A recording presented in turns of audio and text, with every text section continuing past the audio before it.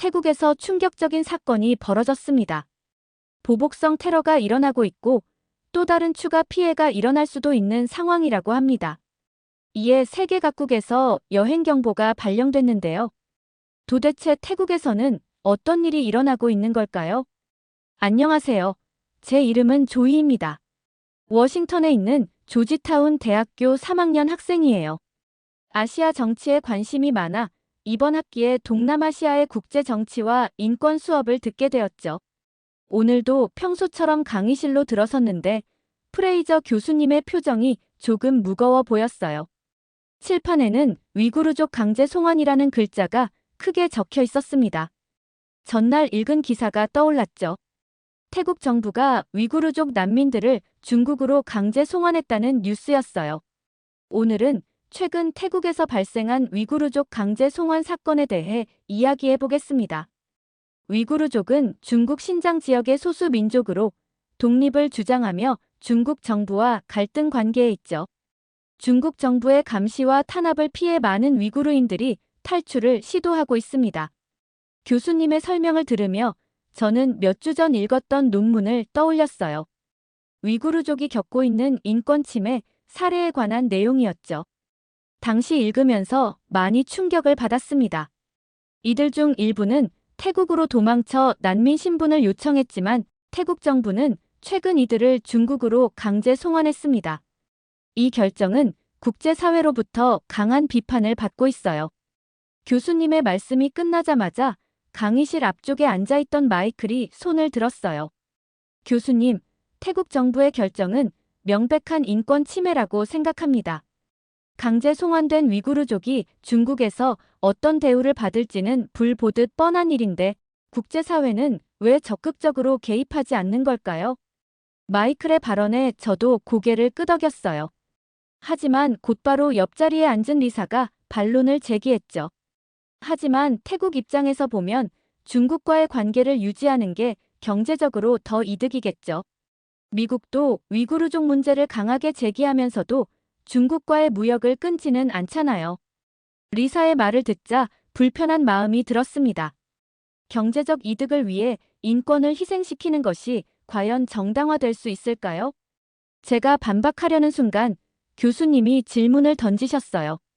그렇다면 태국이 이런 결정을 내린 것이 단순한 외교적 판단이었을까요? 아니면 더 깊은 배경이 있는 걸까요? 교수님의 질문에 강의실이 잠시 조용해졌습니다. 저는 손을 들고 말했어요. 제 생각에는 태국의 결정 뒤에는 중국과의 경제적 의존성뿐만 아니라 동남아시아 지역의 복잡한 지정학적 상황도 영향을 미쳤을 것 같아요. 하지만 그렇다고 해서 인권 침해가 정당화될 수는 없다고 생각합니다. 제 발언 이후 강의실은 더욱 활발한 토론의 장이 되었죠. 다양한 의견이 오갔어요. 국제관계에서 인권과 경제적 이익 사이의 갈등, 국가 주권과 국제 규범 사이의 긴장관계, 그리고 강대국의 영향력에 대한 복잡한 논의가 이어졌습니다. 토론이 절정에 달했을 때 교수님이 다시 개입하셨어요. 여러분의 열정적인 토론 감사합니다. 이제 태국 내에서 벌어지고 있는 또 다른 갈등에 대해 이야기해 보려고 합니다. 위구르족 문제 외에도 태국 사회에는 다른 중요한 이슈가 있거든요. 교수님의 말씀에 저는 호기심이 생겼습니다. 태국에서 어떤 갈등이 일어나고 있는 걸까요? 메모장을 준비하며 교수님의 다음 말씀을 기다렸어요. 국제 정치는 언제나 복잡하고 다층적인 것 같아요. 표면적으로 보이는 것 이상의 이야기가 항상 숨어 있죠. 그것을 찾아내는 과정이 제가 이 수업을 좋아하는 이유이기도 합니다. 교수님이 슬라이드를 넘기셨어요. 화면에는 태국 정부의 위구르족 강제 송환 이후 국제사회의 반응을 보여주는 뉴스 헤드라인들이 가득했습니다. 위구르족 강제 송환 이후 태국 정부는 국제사회로부터 엄청난 비판을 받았습니다. UN 인권위원회, 국제 앰네스티, 휴먼 라이츠 워치 등 수많은 국제기구들이 태국의 결정을 맹비난했죠. 그런데 여기서 흥미로운 점은 태국 정부의 이런 결정이 국제적으로 내로남불이라는 비판을 받고 있다는 겁니다. 이게 무슨 뜻일까요? 저는 궁금해서 손을 들었어요. 교수님, 내로남불이 정확히 무슨 뜻인가요? 좋은 질문입니다, 조이. 내로남불은 내가 하면 로맨스, 남이 하면 불륜의 줄임말로 자신의 행동과 타인의 동일한 행동에 대해 이중잣대를 적용하는 것을 의미합니다. 태국의 경우 위구르족 난민은 신속하게 중국으로 송환하면서 정작 자국민이 해외에서 불법 체류자 문제를 일으킬 때는 무관심하다는 비판을 받고 있어요. 교수님은 다음 슬라이드로 넘어갔고 그곳에는 세계 각국의 태국인 불법 체류자 통계가 나와 있었습니다. 한국이 상위권에 있는 것이 눈에 띄었어요. 특히 한국의 경우 태국 출신 불법 체류자 문제가 심각한 상황입니다. 한국 정부가 여러 차례 태국 정부의 협조를 요청했지만 태국 정부는 이 문제에 적극적으로 대응하지 않았어요. 이것이 바로 최근 태국과 한국 사이의 긴장이 고조된 주요 원인 중 하나입니다. 저는 이 부분을 꼼꼼히 메모했어요. 국제관계에서 이러한 이중잣대가 어떤 외교적 갈등을 초래하는지 흥미로웠습니다. 최근 서울 강남에서 태국 조직이 연루된 대규모 불법 약 유통 사건이 발생했어요. 이 사건으로 한국 내 여론이 급격히 악화되었고 한국 정부는 태국 불법 체류자에 대한 단속을 강화했습니다. 심지어 강제 송환까지 고려하는 상황이죠. 교수님이 보여주는 한국 뉴스 클립을 보며 상황의 심각성을 실감했어요.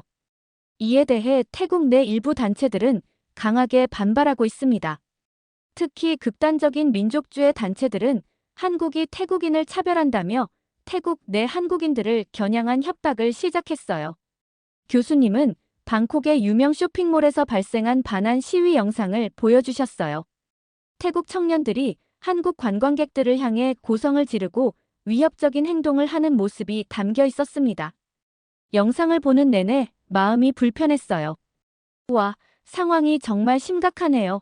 옆자리에 에밀리가 속삭였어요. 저도 고개를 끄덕였죠. 맞아요. 이런 상황이라면 한국인들이 태국 여행을 기피하는 것도 당연해 보여요. 교수님이 말씀을 이어가셨습니다. 실제로 이런 분위기 속에서 한국 관광객 수가 급격히 줄어들기 시작했습니다. 이는 태국 관광업에 큰 타격을 주고 있어요. 외교 전문가들은 태국 정부의 위구르족 강제 송환과 자국민의 불법 체류 문제에 대한 이중적 태도가 이러한 갈등을 심화시켰다고 분석하고 있습니다. 제이슨이 손을 들고 질문했어요. 교수님, 태국 정부는 이런 상황에 대해 어떤 입장을 취하고 있나요? 좋은 질문입니다.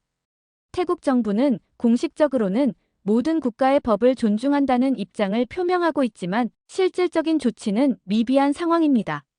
일부 태국 정치인들은 오히려 한국 정부의 태국인 단속을 인권 침해라고 비난하며 국내 여론을 자극하고 있어요.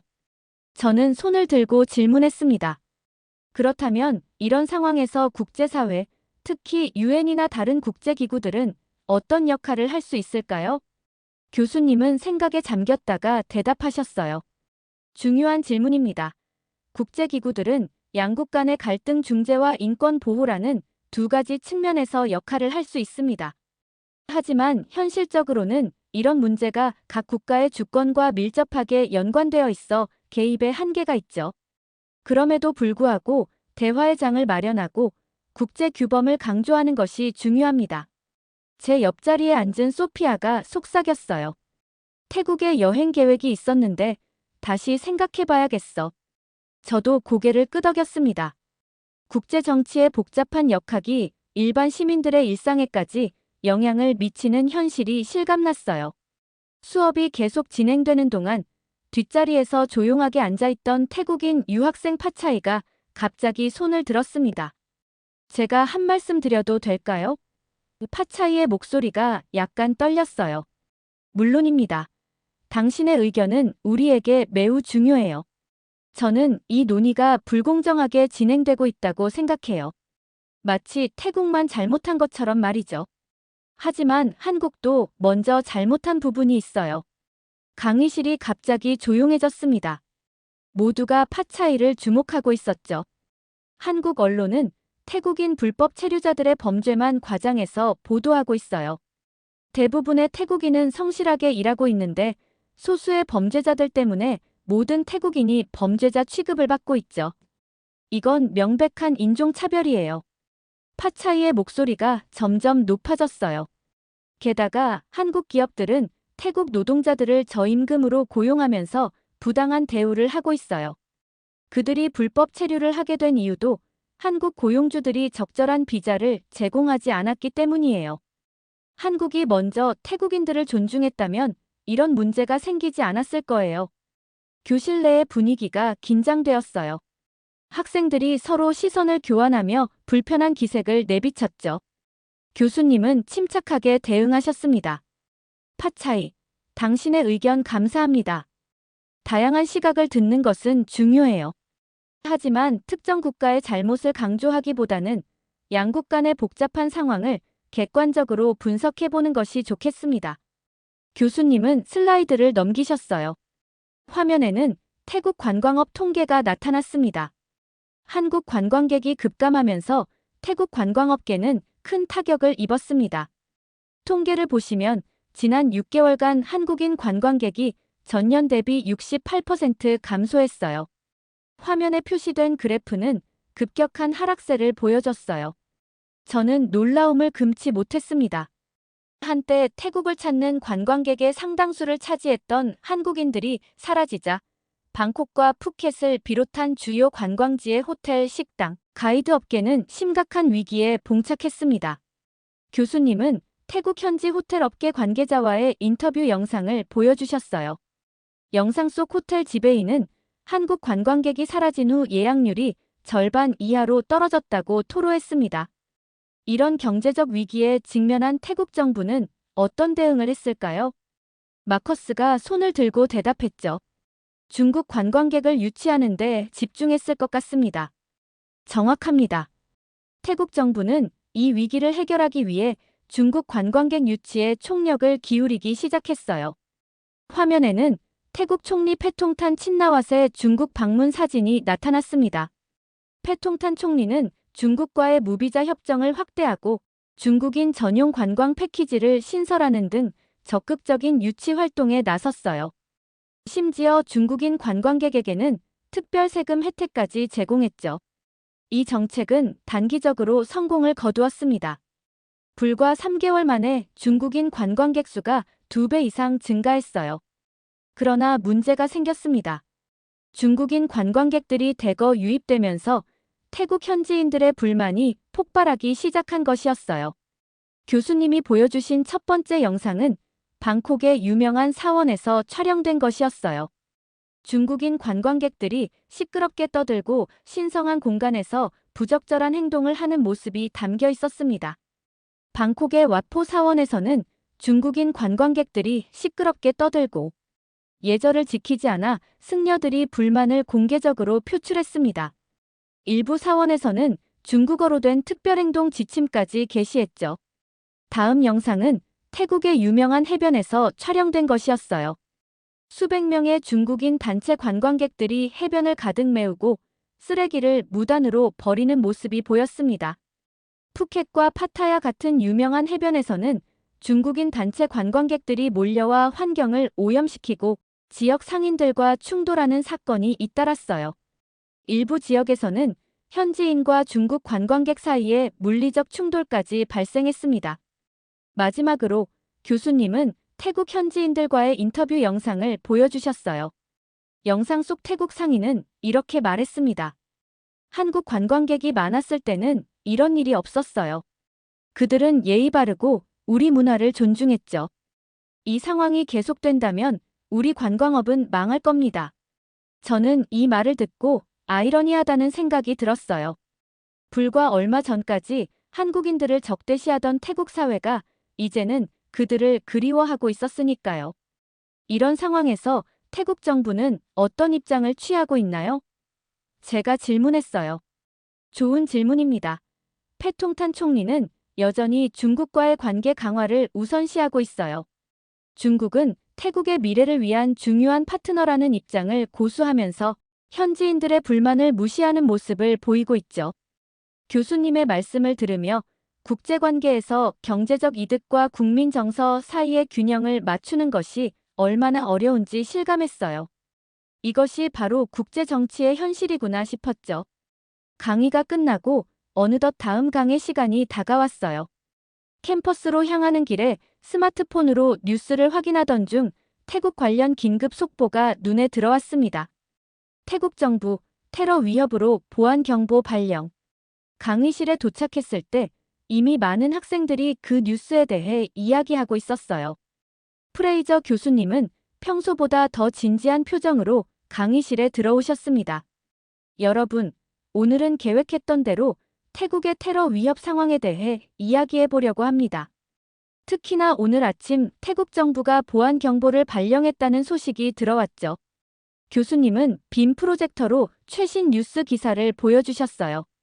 2025년 3월 태국 정부는 위구르족 강제 송환 결정 이후 발생할 수 있는 보복성 테러를 우려하며 국가보안 경보를 발령했습니다. 지난달 태국은 위구르족 40여 명을 중국으로 송환했는데 이 결정은 국제사회로부터 강한 비판을 받았어요. 저는 태국 정부의 위험한 결정에 대해 메모하며 고개를 저었어요. 왜 그들은 과거의 실수를 반복하는 걸까요? 이런 상황이 특히 우려되는 이유는 2015년 방콕 테러 사건 때문입니다. 당시 태국 정부가 위구르족 10명을 중국으로 송환한 뒤 위구르족 남성들이 벌인 보복 테러로 외국인 20명이 사망했어요. 교수님은 2015년 방콕 폭탄 테러 당시의 사진들을 보여주셨습니다. 에라완 사원 근처에서 발생한 폭발로 많은 관광객들이 희생된 충격적인 장면이었어요. 강의실 전체가 숙연해졌습니다. 당시 폭탄 테러는 위구르족 송환에 대한 보복으로 밝혀졌습니다. 그러나 태국 정부는 10년이 지난 지금 같은 실수를 반복하고 있는 것 같네요. 소피아가 손을 들고 질문했어요. 교수님, 태국 정부가 과거의 테러 경험에도 불구하고 또다시 위구르족을 송환한 이유는 무엇인가요? 교수님은 깊이 생각하시더니 대답하셨습니다. 좋은 질문입니다. 가장 큰 이유는 중국과의 관계입니다. 앞서 배웠듯이 태국은 최근 중국과의 경제적 관계를 강화하고 있어요. 중국 정부는 위구르족을 분리주의자로 간주하며 그들의 송환을 강력히 요구했고 태국은 중국과의 관계를 위해 이 요구를 받아들인 것으로 보입니다. 저는 손을 들고 물었어요. 그렇다면 현재 태국 정부는 이 테러 위협에 어떻게 대응하고 있나요? 태국 정부는 위구르족 추방과 관련된 보복 테러를 우려해 주요 관광지와 공공장소에 대한 경계와 감시를 대폭 강화했습니다. 방콕의 주요 쇼핑몰, 사원, 관광지에는 군인과 경찰이 배치되었고 공항과 기차역에서는 특별 보안 검색이 실시되고 있어요. 교수님은 태국 방콕 시내의 현재 모습을 보여주는 영상을 틀어주셨어요. 평화로웠던 거리가 군인들로 가득 찬 모습이 보였습니다. 관광객들은 긴장한 표정으로 보안 검색대를 통과하고 있었죠. 특히 주목할 만한 것은 다른 국가들의 반응입니다. 일본 대사관은 자국민들에게 태국 여행 시 신변 안전에 유의할 것을 당부했고 한국 대사관과 한인회도 한인들의 안전을 위해 다중이용시설 방문 시 주의를 당부했어요. 마커스가 손을 들고 말했어요. 이런 상황이면 태국 관광업은 더 큰 타격을 입겠네요. 한국 관광객이 줄어든 데다 이제 테러 위협까지. 정확한 지적입니다. 이미 경제적 어려움을 겪고 있는 태국 관광업에 이번 테러 위협은 치명적인 타격이 될 수 있습니다. 실제로 태국 관광청에 따르면 이번 보안 경보 발령 이후 예약 취소율이 35%나 증가했다고 해요. 화면에는 태국 푸켓의 텅 빈 해변과 허탕치고 있는 상인들의 모습이 보였습니다. 그들의 표정에서 절망감이 느껴졌어요. 국제사회와 외교 전문가들은 태국 정부의 과거 결정을 강하게 비판하고 있습니다. 위구르족 인권을 고려하지 않은 것은 물론이고 자국민과 관광객들의 안전까지 위험에 빠뜨렸다는 거죠. 유엔은 태국 정부의 향후 유사한 상황에서는 인권을 우선시할 것을 촉구했습니다. 제이슨이 질문했어요. 테러 위협에 대한 태국 국민들의 반응은 어떤가요? 태국 국민들은 분노와 두려움이 뒤섞인 반응을 보이고 있습니다. 태국 소셜미디어에서는 정부의 결정을 비난하는 해시태그가 트렌드를 이루고 있고 일부 시민들은 거리에서 항해 시위를 벌이기도 했어요. 교수님은 방콕 시내에서 벌어진 시위 영상을 보여주셨습니다. 국민의 안전을 팔아먹은 정부라는 플래카드를 든 시민들이 보였어요. 태국 정부는 이러한 비판과 위협에 대응해 경찰과 군을 동원하여 주요 지역에 대한 경비를 더욱 강화했습니다. 방콕 시내에만 5,000명 이상의 특수부대원이 배치되었고 주요 관광지와 대사관 주변에는 검문소가 설치되었어요. 저는 교수님의 설명을 들으며 노트북에 메모를 계속했어요. 국제관계에서 한 가지 결정이 얼마나 복잡한 파급 효과를 가져올 수 있는지 다시 한번 실감했습니다. 그렇다면 현재 상황에서 태국 정부가 취할 수 있는 가장 좋은 대응책은 무엇일까요? 그것이 바로 오늘 우리가 토론해 볼 주제입니다. 여러분은 어떻게 생각하나요? 태국 정부가 이 위기 상황을 어떻게 대처해야 할까요? 강의실에서는 다양한 의견이 오갔어요.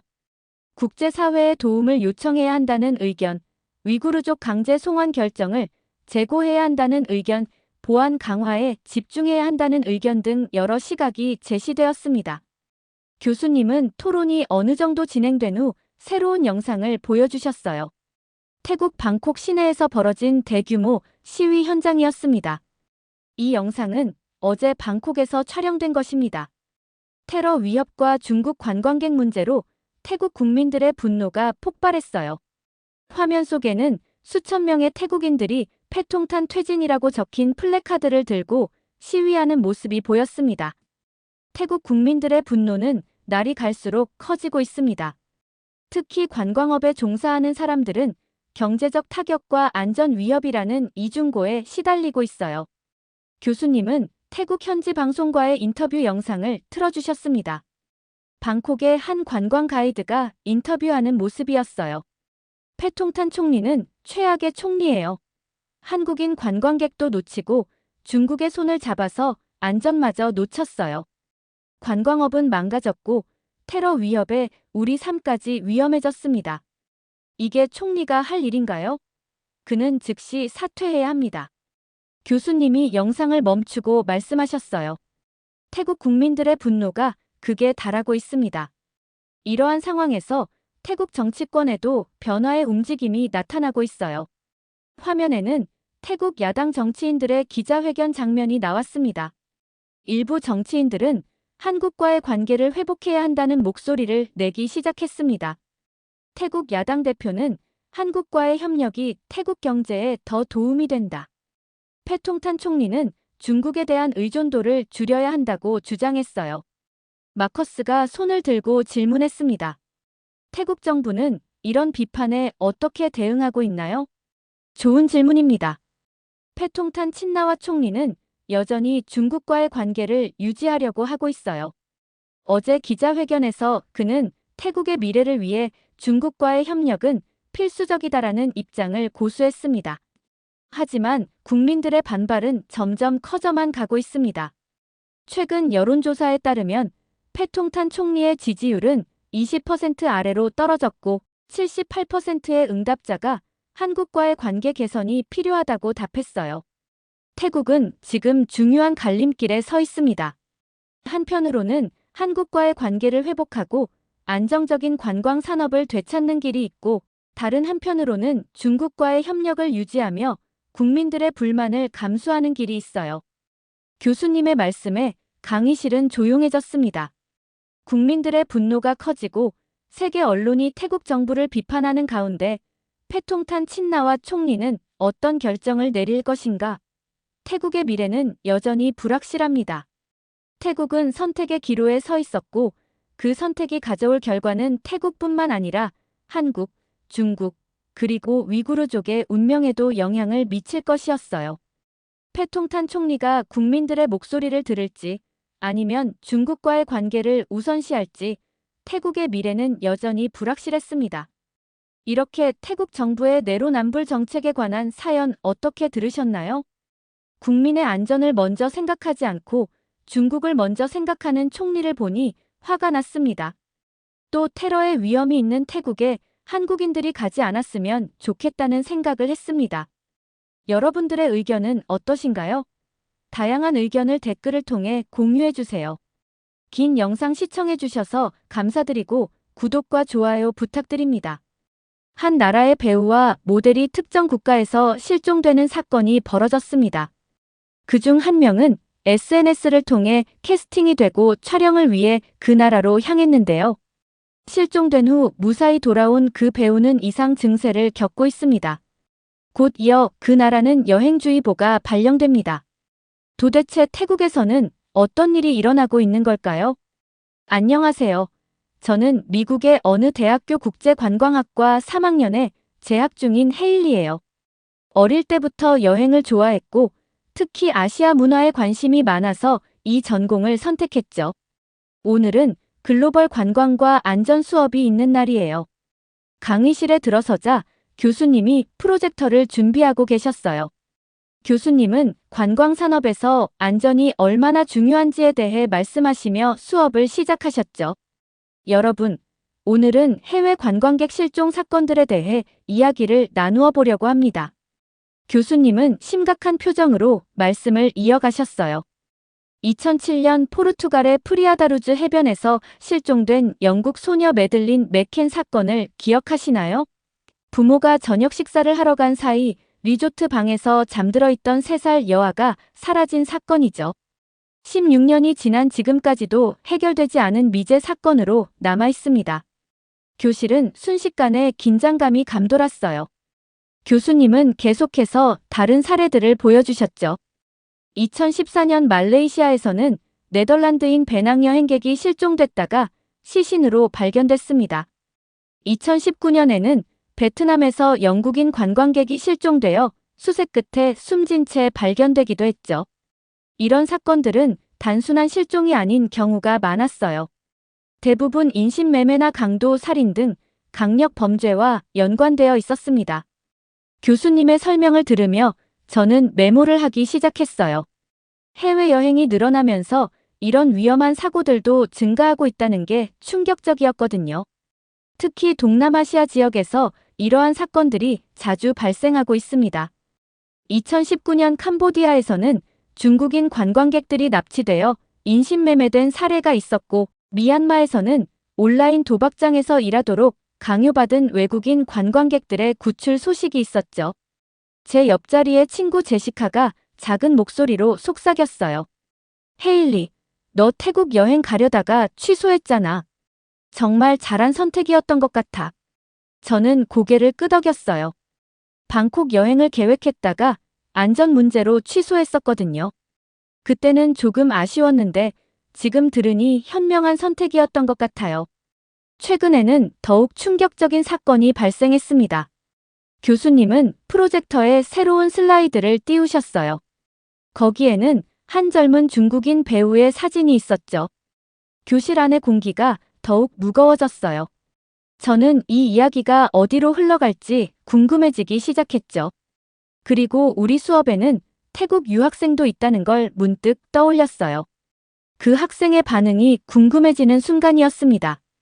이 사진의 주인공은 왕싱이라는 31세의 중국 배우입니다. 현지에서는 싱싱이라는 예명으로 활동하고 있죠.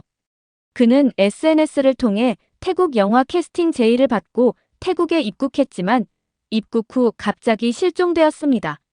다행히 얼마 후 여자친구의 구출 요청으로 인해 미얀마의 미야와디 지역에서 발견되어 구출되었죠.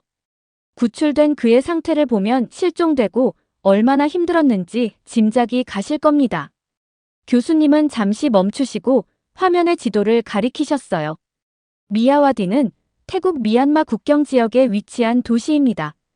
이곳은 최근 국제범죄 조직들의 근거지로 악명이 높아졌어요. 특히 온라인 도박, 전화금융사기, 가상화폐 투자 사기 등 사이버 범죄의 온상지로 알려져 있죠. 국경 지역이라는 지리적 특성 때문에 법적 단속이 쉽지 않고 범죄 조직들이 이를 악용하고 있는 상황입니다. 교수님은 프로젝터에 미야와디 지역의 지도를 띄우셨어요. 이 지역에서는 최근 수년간 수많은 외국인들이 감금되어 강제 노동을 당했다는 제보가 있었습니다. 피해자들은 대부분 고소득 일자리를 미끼로 유인된 후 여권을 빼앗기고 온라인 범죄에 가담하도록 강요받았다고 해요. 미얀마 정부도 이 지역의 범죄 소탕을 위해 노력하고 있지만 국경을 넘나드는 조직적인 범죄망을 완전히 차단하기는 쉽지 않은 상황입니다. 태국 경찰은 이 사건을 인신매매 조직의 소행으로 보고 수사를 진행 중입니다. 학생들 사이에서 작은 술렁임이 일었어요. 특히 주목할 점은 왕싱 본인이 중국 범죄 조직에 의해 납치되었다고 진술했다는 겁니다. 이는 단순 실종이 아닌 조직적인 범죄일 가능성을 보여주고 있죠. 교수님은 다음 슬라이드로 넘어가셨어요. 이번에는 또 다른 젊은 남성의 사진이 보였죠. 양쩌치는 유명 패션 브랜드의 광고 모델로 활동하던 25세의 중국인 청년입니다. 그는 지난달 20일 방콕에 도착했지만 곧바로 연락이 두절되었죠. 특히 이 실종 사건은 얼마 전 발생한 왕싱의 사건과 매우 유사한 패턴을 보이고 있어 더욱 충격을 주고 있습니다. 교수님은 새로운 슬라이드를 보여주셨어요. 양쩌치의 가족들은 소셜미디어를 통해 적극적으로 도움을 요청하고 있습니다. 그들의 증언에 따르면 양쩌치 역시 태국에서의 일자리 제안을 받고 입국했다고 해요.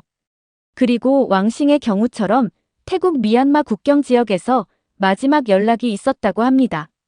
현재 태국 경찰은 이 사건을 인신매매 조직의 연계 가능성을 두고 수사를 진행하고 있어요. 저는 이 두 사건의 유사성에 소름이 돋았어요. 불과 한 달도 안 되는 기간에 비슷한 수법으로 2명의 중국인 연예인이 실종되었다는 사실이 너무나 충격적이었거든요. 두 번의 유사한 사건이라면 분명 조직적인 범죄일 가능성이 높아 보였어요. 강의실의 분위기는 점점 더 무거워졌어요. 특히 제 앞줄에 앉아있는 태국 유학생 수나의 어깨가 굳어가는 게 보였죠. 이러한 사건들이 발생하자 중국 정부도 움직이기 시작했습니다. 주태국 중국 대사관은 태국을 방문하는 중국인들에게 특별주의보를 발령했어요. 특히 고임금 채용을 미끼로 한 사기 피해에 주의하라는 경고까지 발표했죠. 이런 사건들이 주는 시사점은 매우 심각합니다. 단순한 범죄를 넘어서 국가 간의 외교 문제로까지 확대될 수 있는 사안이기 때문이죠. 더구나 이런 사건들이 동남아시아 지역의 관광산업에 미치는 영향도 무시할 수 없습니다. 저는 고개를 끄덕이며 계속해서 필기를 이어갔어요. 관광산업에서 안전이라는 요소가 얼마나 중요한지 다시 한번 실감하게 되는 순간이었죠.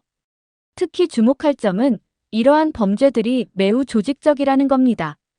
단순한 우발적 범죄가 아니라 치밀하게 계획된 범죄라는 점에서 더욱 위험하죠. 피해자들을 속이기 위해 정교한 방법을 사용하고 있으며 국경을 넘나드는 범죄라는 점에서 해결이 쉽지 않은 상황입니다. 이 말씀이 끝나자 수나가 손을 들었어요. 저는 이제 어떤 논쟁이 시작될지 긴장된 마음으로 지켜보기 시작했습니다. 교수님, 제가 한 말씀 드려도 될까요? 말씀하세요, 수나 학생. 태국은 매년 수많은 관광객이 방문하는 안전한 나라입니다. 2023년에만 2,500만 명이 넘는 외국인 관광객이 태국을 찾았어요. 이런 몇몇 사건들을 가지고 태국 전체를 위험한 곳으로 평가하는 건 너무 편향된 시각이 아닐까요? 수나의 말에 교실 내에서 작은 술렁임이 일었어요. 저는 그녀의 애국심은 이해했지만 현실을 직시하지 않으려는 태도가 안타까웠죠. 교수님이 차분히 말씀하셨어요. 수나의 의견도 이해합니다. 하지만 우리가 주목해야 할 것은 단순히 사건의 수가 아닙니다. 이런 범죄들의 조직적인 성격과 그 심각성을 봐야 해요. 교수님은 프로젝터의 화면을 다시 왕싱의 진술 내용으로 바꾸셨어요. 왕싱의 증언을 보면 그를 납치한 조직은 매우 체계적으로 움직였습니다. 드라마 제작사를 사칭한 것부터 공항에서의 이동, 국경을 넘는 과정까지 모든 것이 치밀하게 계획되어 있었죠. 범죄 전문가들은 이런 수준의 조직적 범죄가 현지 협력 없이는 불가능하다고 분석하고 있습니다. 특히 주목할 점은 이들이 미야와디 지역으로 피해자들을 이동시킨다는 겁니다. 국경을 넘기 위해서는 반드시 태국 내부의 협력자들이 필요해요. 불법 월경이 가능한 경로를 알아야 하고 단속을 피할 수 있는 방법도 알아야 하죠. 수나가 다시 손을 들었어요. 하지만 교수님, 그건 중국 범죄 조직의 소행이라고 하지 않았나요? 태국은 오히려 피해자를 구출하는데 도움을 준 거잖아요. 교수님은 잠시 생각에 잠기신 듯 했어요. 그러다 새로운 자료를 보여주셨죠. 국제범죄 수사 전문가들의 분석을 보면 이런 초국가적 범죄 조직은 반드시 현지 협력망이 필요하다고 합니다. 공항에서부터 시작해서 국경을 넘기까지 현지 사정을 모르는 외국 범죄 조직이 단독으로 수행하기는 불가능한 일이에요. 교수님은 화면에 몇 가지 도표를 더 보여주셨어요.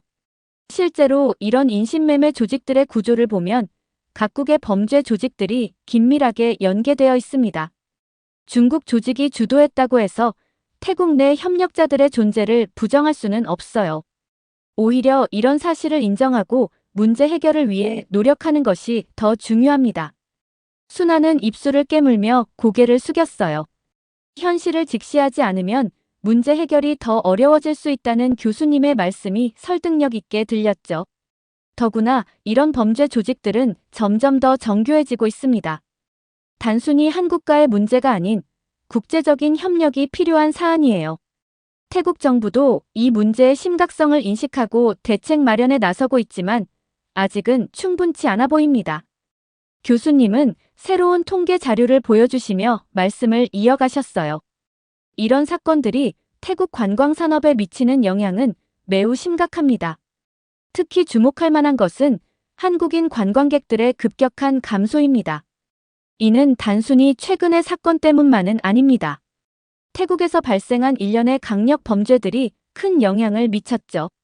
교수님은 프로젝터의 몇 가지 충격적인 사건들을 보여주셨어요.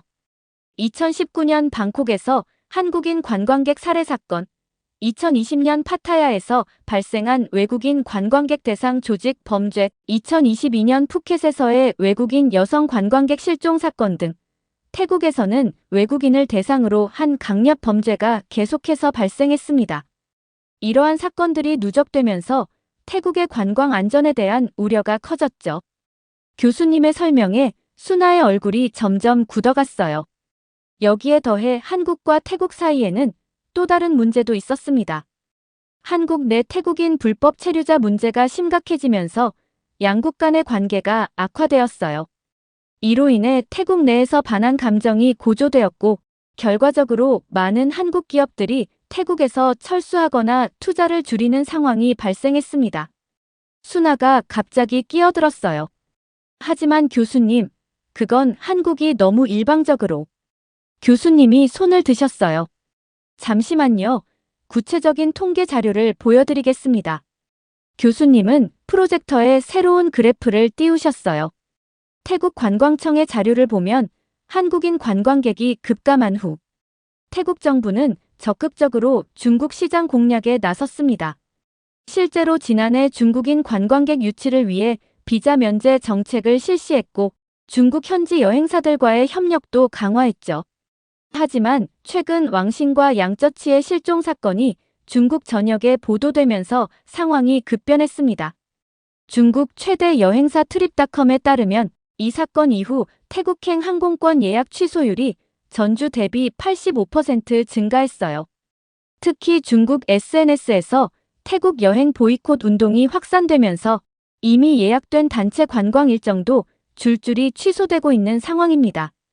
프로젝터에는 급격히 하락하는 그래프가 보였어요. 수나의 표정이 더욱 어두워졌죠. 중국 정부까지 자국민의 태국 여행에 대해 주의보를 발령한 상황에서 태국의 관광 산업은 또다시 큰 위기를 맞이하고 있습니다. 이는 단순히 일시적인 현상이 아닌 태국 관광 산업의 구조적인 문제를 보여주는 사례라고 할 수 있죠. 그때 한국 유학생 희연이가 조심스럽게 손을 들었어요. 한국의 외교부는 이미 수년 전부터 태국 특정 지역에 대한 여행 경보를 발령해왔어요.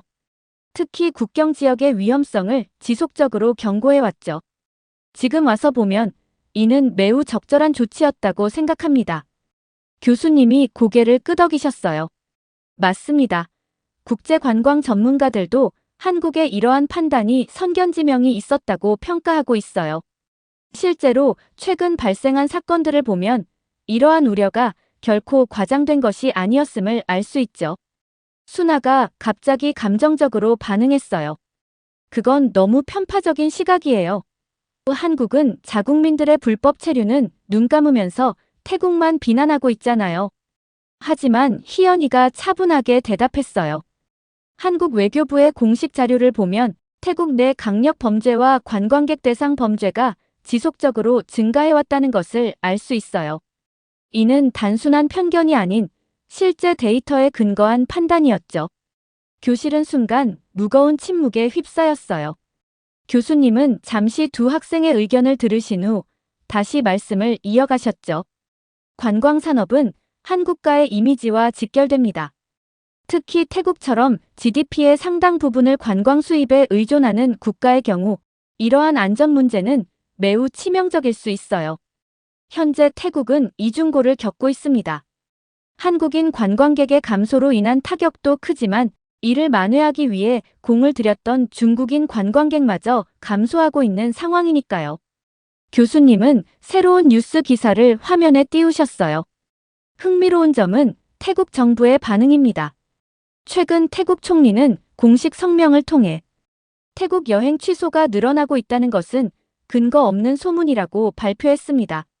심지어 이런 소문들이 태국의 관광 산업을 의도적으로 훼손하려는 다른 경쟁 국가들의 전략이라고까지 주장했죠. 교수님은 고개를 가로저으며 계속 말씀하셨어요. 하지만 실제 데이터는 전혀 다른 이야기를 하고 있습니다. 제가 보여드리는 이 자료를 보시죠. 프로젝터에는 여러 항공사의 예약 취소율 통계가 나타났어요. 주요 국제 항공사들의 태국행 항공편 예약 현황을 보면 지난달 대비 예약 취소율이 평균 60% 이상 증가했습니다. 특히 중국발 항공편의 경우 단체 관광객 예약이 대부분 취소되었죠. 이는 결코 소문이라고 일축할 수 있는 수준이 아닙니다. 교수님은 다음 슬라이드로 넘어가셨어요. 더 심각한 문제는 태국 정부의 대응 방식입니다. 그들은 중국인 실종 사건과 관련해 신속한 문제 해결을 약속했지만 실질적인 조치는 거의 보이지 않고 있어요.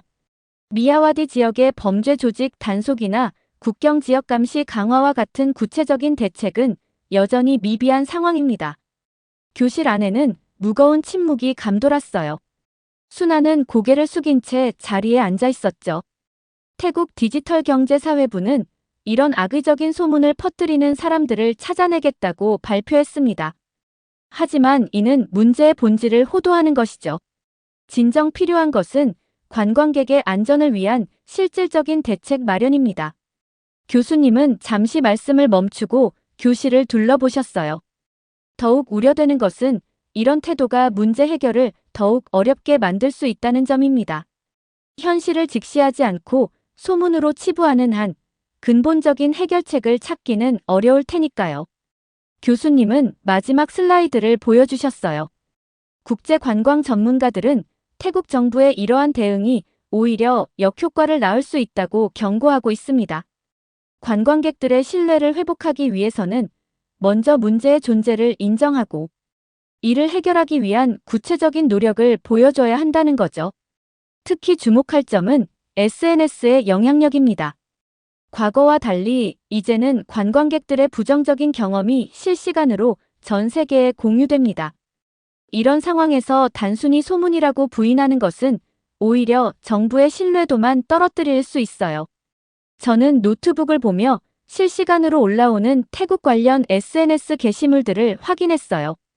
실제로 많은 사람들이 태국 여행을 재고하거나 취소했다는 이야기들을 공유하고 있었죠.